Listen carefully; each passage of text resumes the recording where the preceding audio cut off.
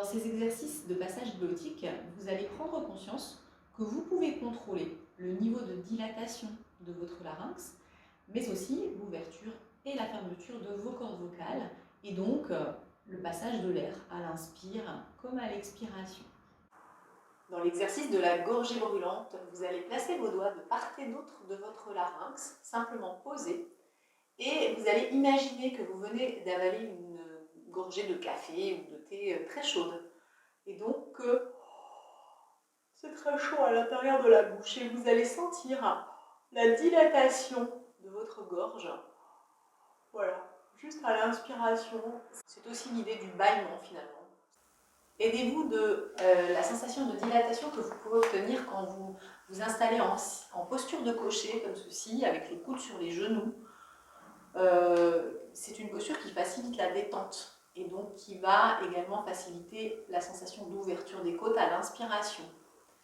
Et donc, si vous positionnez vos doigts de part et d'autre du larynx et qu'en même temps vous pratiquez la gorgée brûlante puis l'expiration,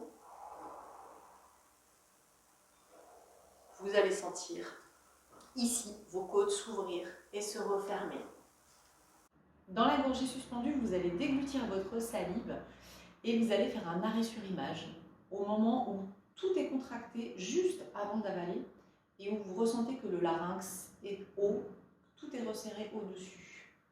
Et vous allez percevoir en fait la différence de sensation entre la gorgée suspendue et la gorgée brûlante qu'on a expérimentée juste avant. Donc dans la gorgée brûlante, on a une sensation d'ouverture et de dilatation, et dans la gorgée suspendue, plutôt de serrage et de contraction de l'ensemble de l'appareil. Allons-y, on fait comme si on allait déglutir la salive, et on s'arrête à mi-chemin, et on ressent la contraction. Puis on avale, et le larynx redescend à ce moment-là. Vous allez tout d'abord tout sauter en prenant conscience de la force d'accollement de vos cordes vocales. Tout d'abord, vous allez le faire de manière assez tonique, puis vous allez réduire le tonus jusqu'à produire des petits clics très légers avec vos cordes vocales. Ça donne ceci.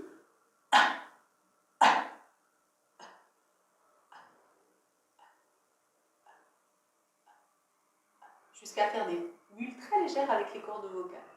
Vous allez pratiquer des apnées, glotte ouverte ou glotte fermée, pour bien distinguer la différence de sensation que cela vous procure à l'intérieur de votre gorge. Donc vous allez inspirer sur 4 secondes, faire une pause, puis expirer à nouveau sur 4 secondes. Durant cette pause, vous aurez le choix entre garder les cordes vocales ouvertes et donc conserver la sensation que le trajet de l'air est complètement libre entre l'extérieur et l'intérieur, ou fermer vos cordes vocales et donc obturer le sphincter et ne plus permettre le passage de l'air. On va essayer tout d'abord en glotte fermée, puisque ça risque d'être un peu plus facile pour vous. Donc vous allez inspirer sur 4 secondes par le nez. C'est parti. Vous bloquez votre souffle, vous restez en apnée, vous verrouillez bien l'intérieur de votre gorge. Et vous expirez par la bouche sur 4 secondes. Si votre glotte était bien fermée, vous allez entendre un bruit d'explosion à l'expiration, un déclic qui va correspondre complètement à la pression d'air qui s'accumule sous vos cordes vocales et qui les fait se relâcher à un moment donné où vous le décidez. Encore une fois, vous inspirez sur 4 par le nez. Apnée, glotte fermée, vous bloquez tout, vous verrouillez vos cordes vocales. Soufflez par la bouche sur 4 secondes. Vous pratiquez cet exercice toujours 5 fois d'affilée. La même chose, glotte ouverte à présent. On inspire 4 secondes par le nez. Et on reste en suspens inspiratoire. Cette fois-ci, les cordes vocales sont ouvertes. Et le trajet de l'air pourrait se faire librement si vous décidiez d'expirer. Ce que vous allez faire maintenant. Et là, on n'a pas entendu de bruit d'explosion, pour la bonne raison que les cordes vocales sont restées ouvertes tout le temps. Encore une fois, inspirez sur 4. On reste en ouverture, en apnée. et on expire. Lors de cet exercice, essayez de pratiquer la dilatation des côtes comme nous l'avons fait dans les exercices précédents, à savoir quand j'inspire, les côtes s'ouvrent, quand j'expire, elles se referment pour faire descendre votre respiration au maximum. Concentrez-vous un instant sur les sensations que provoque l'air quand il rentre à l'intérieur de votre corps et quand il en sort, c'est-à-dire plutôt frais et sec à l'inspiration et plutôt chaud et humide à l'expiration. Ensemble, on inspire par le nez, on perçoit la fraîcheur, la sensation peut-être un petit peu sec, on perçoit la fraîcheur et la sensation de sécheresse. On perçoit la fraîcheur de l'air qui pénètre dans les narines.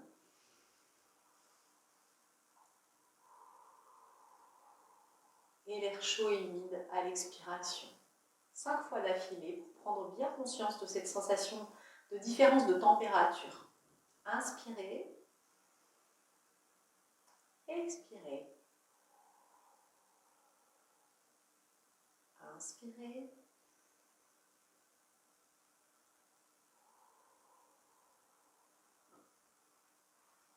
Et à présent, vous allez vous concentrer sur le trajet de l'air, le chemin qu'il emprunte pour entrer et pour sortir. Visualisez bien ce chemin-là à partir du moment où l'air pénètre à l'intérieur de vos narines. Sur l'inspiration, il passe donc dans votre nez, à l'arrière de votre bouche. Il descend entre vos cordes vocales, puis le long de la trachée et va jusqu'à vos poumons. Sur le trajet de l'expire, à présent, il part des poumons, il passe à nouveau entre vos cordes vocales, dans votre larynx, puis remonte à l'arrière de la bouche et passe le long de votre langue, à l'intérieur de vos joues et ensuite entre vos lèvres. Essayez de faire ce voyage de manière très concentrée, en prenant vraiment conscience de cette sensation de trajet de l'air. Toujours 5 fois d'affilée, en fermant les yeux peut-être, puisque ça peut vous aider à être plus dans la sensation.